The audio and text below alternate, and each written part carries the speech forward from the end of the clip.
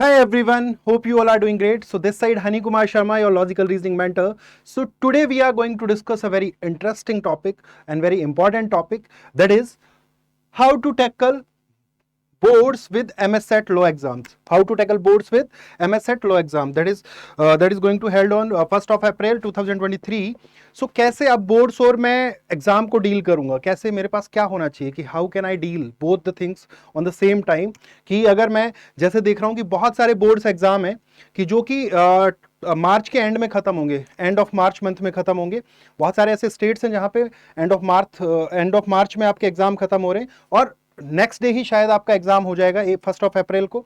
ऐसा हो सकता है कि बहुत सारे बोर्ड जो हैं, स्टेट बोर्ड्स ऐसे हैं जहां पे एग्जाम आपका 30 को खत्म होगा, 30 ऑफ मार्च या 31 ऑफ मार्च, और 1 अप्रैल को आपका एग्जाम हो जाएगा। तो अब दोनों को पैरेलली कैसे लेके चलना है, कैसे हमें पढ़ना है, ठीक है। तो सबसे पहले तो देखो सबसे इंपॉर्टेंट चीज क्या है हमारे यहाँ पे कि अगर आप स्कूल स्टूडेंट हैं, ऑफलाइन क्लासेस ले रहे हैं, अगर आप ऑफलाइन क्लासेस ले रहे हैं तो कहीं ना कहीं आपकी जो प्रिपरेशन है वो स्कूल ने बहुत अच्छी कराई होगी बोर्ड्स के लिए, बहुत ज़्यादा अच्छे से, या फिर आपने कहीं ऑनलाइन भी पढ़ाई किया होगा, ट्यूशन लिया होगा जैसे भी।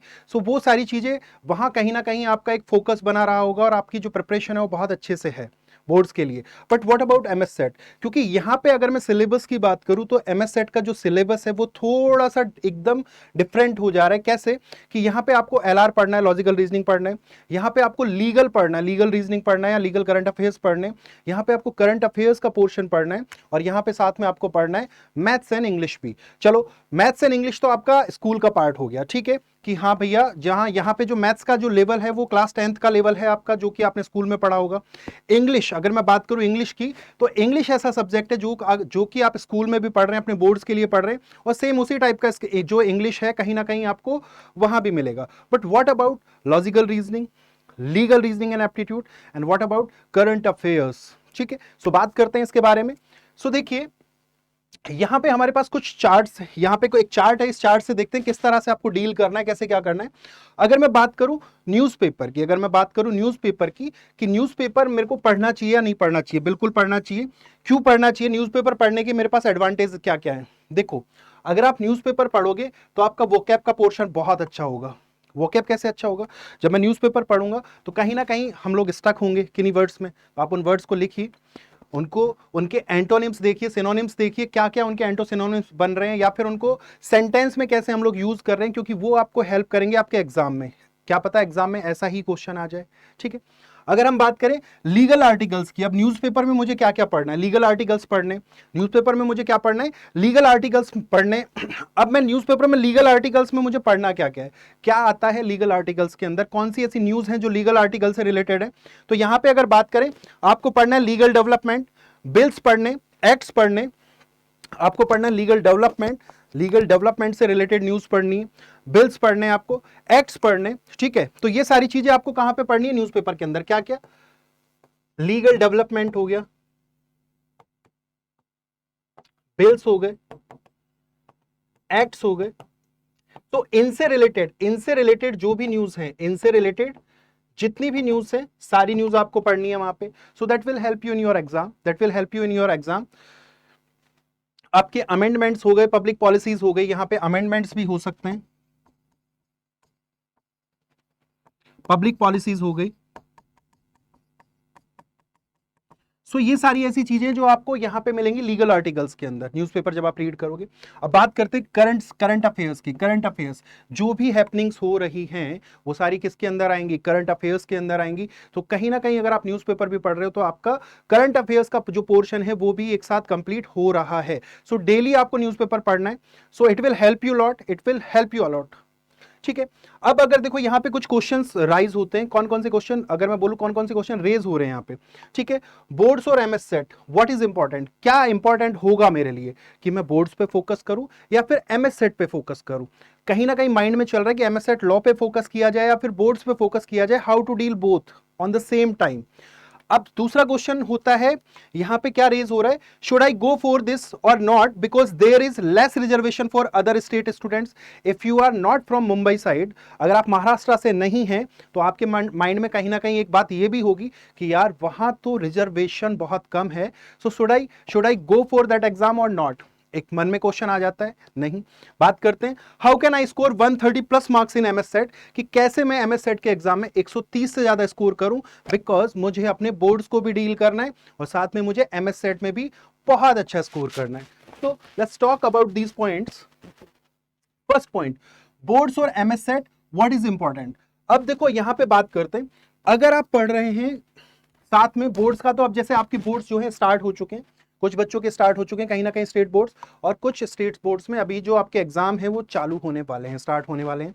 तो कैसे इनको डील करना है, देखो इंग्लिश का सब्जेक्ट आप पढ़ ही रहे हो वहां पे, ठीक है, मैथ साइड आप पढ़ ही रहे हो, ये दो सब्जेक्ट ऐसे हैं जो आपने स्कूल में पढ़े हैं आपके, बट यहां पे आपके लिए डिफरेंट क्या होगा, जो डिफरेंट होगा, डिफरेंट सब्जेक्ट्स कौन से होंगे यहां पे जहां पे आपको अप्रोच करनी है डिफरेंट सब्जेक्ट्स।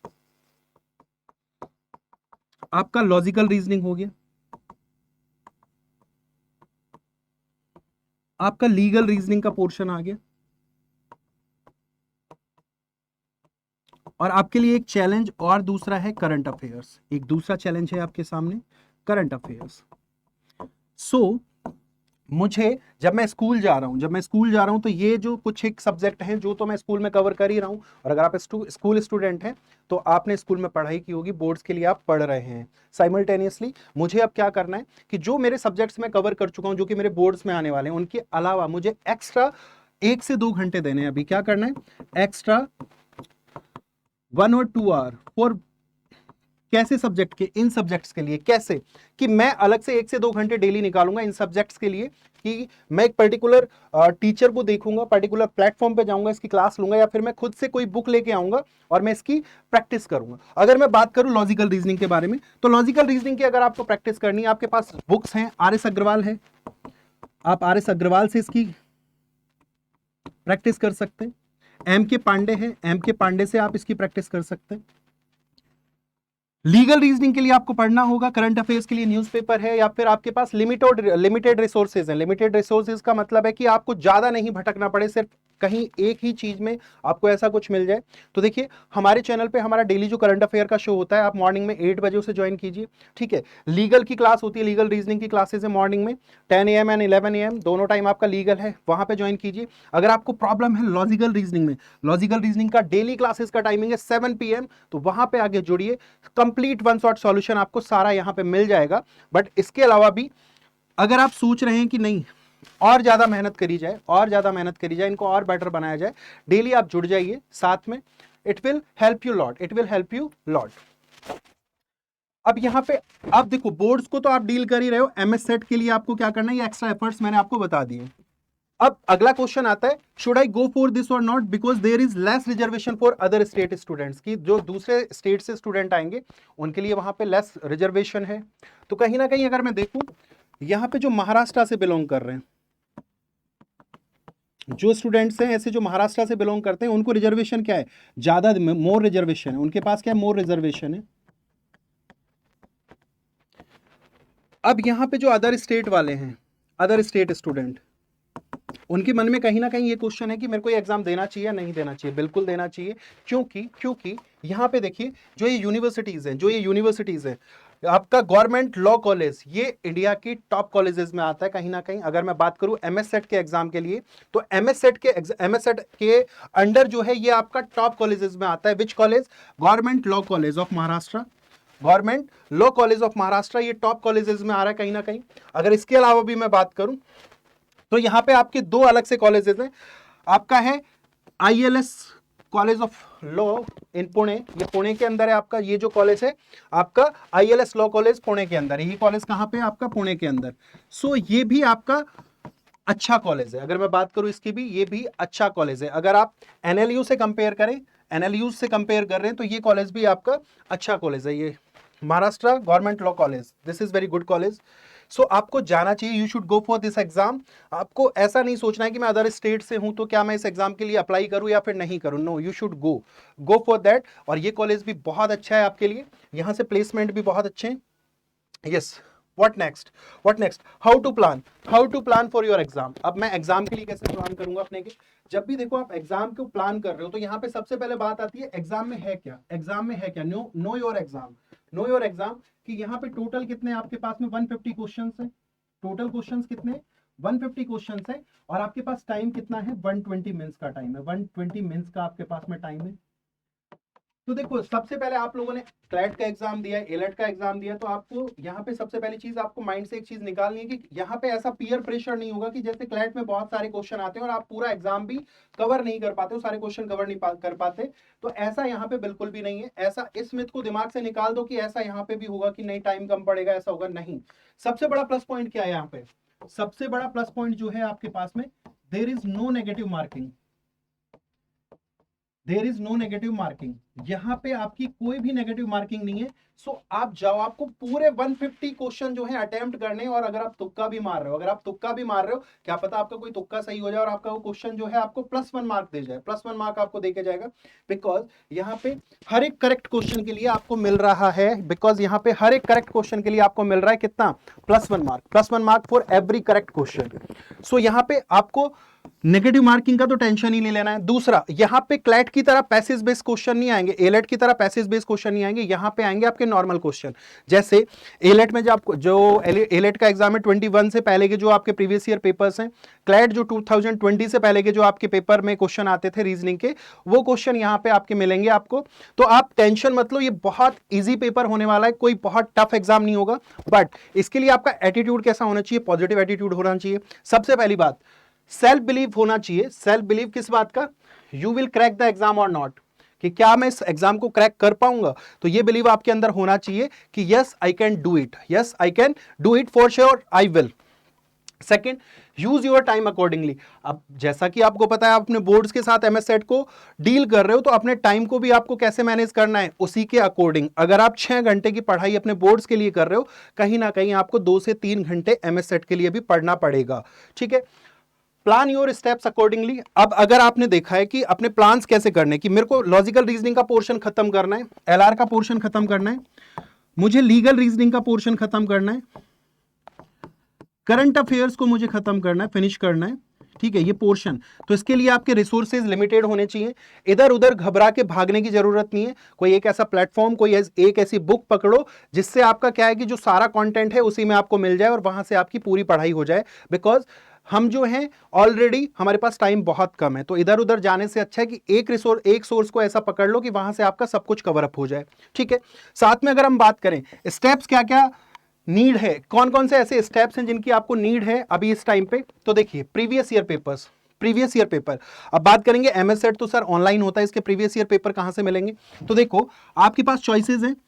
आप एलेट के पीवाईक्यू लगा सकते हैं या फिर क्लैट के आप पीवाईक्यू लगा सकते हैं, जो कि आपके बिफोर 2020 2020 से पहले क्लैट के जितने भी एग्जाम हुए हैं वो आप सारे पीवाईक्यूज लगा सकते हैं, या फिर आप एलेट के पीवाईक्यू लगा सकते हैं बिफोर 2021 वाले, ठीक है। Sectional and complete mock test, आपको क्या करना है, मॉक टेस्ट लगाना है। मॉक टेस्ट लगाने से क्या होगा, आपको पता लगेगा कि हाँ आपके कौन कौन से वीक एरियाज हैं और आपको कहां पे वर्क करने की ज्यादा जरूरत है, कहां पे आपको ज्यादा जो मेहनत है वो करनी है, किस एरिया पे आपको ज्यादा मेहनत करनी है। तो आप जब मॉक टेस्ट लगाओगे तो sectional and complete mock test, तो पहले मैं आपको सजेस्ट करूंगा आप सेक्शनल मॉक टेस्ट लगाओ। तो एक पर्टिकुलर सब्जेक्ट का आपने सेक्शनल मॉक टेस्ट लगाया तो आपको पता लगा कि आप कितने पानी में हो, इसको ऐसे बोलूं मैं, अगर आप कितने पानी में हो। अगर मैं बात करूं एलआर के सेक्शन की, तो आपने जैसे एलआर का एक मॉक टेस्ट लगाया तो आपको पता लगा 40 में से आपका 20 स्कोर हो रहा है या 15 स्कोर हो रहा है, तो उस पर और कैसे इंप्रूव कर सकते हैं। फिर उसके बाद हम जाएंगे कंप्लीट मॉक टेस्ट पे, तो वहां पे ओवरऑल आप 150 में से कितना स्कोर कर रहे हो, दैट इज मोर इंपॉर्टेंट, ठीक है। सो ये सारे ऐसे स्टेप्स हैं जिनको अगर आप पर्टिकुलरली फॉलो करोगे तो आप इजीली अपना एग्जाम जो है क्रैक कर जाओगे। अब 130 प्लस स्कोर की बात करें कि कैसे मैं 130 प्लस स्कोर करूंगा, तो देखो सबसे बड़ी की क्या है, किसी भी एग्जाम को क्रैक करने की सबसे बड़ी जो की है वो है उसके प्रीवियस ईयर क्वेश्चन, उसके पैटर्न को समझो, किस तरह से वहां पे क्वेश्चन पूछे जा रहे हैं, और जो आपके स्कोरिंग सब्जेक्ट्स हैं, जो आपके स्कोरिंग सब्जेक्ट्स हैं, कोई भी अपने स्कोरिंग सब्जेक्ट्स ले लो। अब जैसे कि मैं अगर एमएस सेट की बात कर रहा हूं, अगर मैं एमएस सेट की बात कर रहा हूं, तो जो भी आपके स्कोरिंग सब्जेक्ट्स हैं, यहां पे स्कोरिंग सब्जेक्ट्स जो भी हैं, जैसे कि यहां पे आपका आपका लॉजिकल रीजनिंग हो गया, आपका इंग्लिश हो गया, आपका legal reasoning and current affair,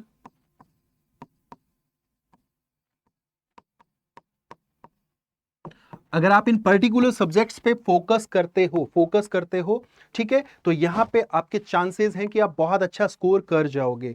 अगर इससे रिलेटेड आपको कोई भी कैसे भी इंफॉर्मेशन चाहिए, आप अड्डा 247 के जो लॉ एंट्रेंस एग्जाम चैनल है, इसको लाइक कीजिए, शेयर कीजिए, सब्सक्राइब कीजिए। इससे रिलेटेड जो भी आपको नॉलेज चाहिए, जो भी आपको इंफॉर्मेशन चाहिए, सारी इंफॉर्मेशन जो हमारे पोर्टल पे अवेलेबल है। So thank you very much, this is all about today's session. So this side Honey Kumar Sharma, thank you very much, thank you, bye bye.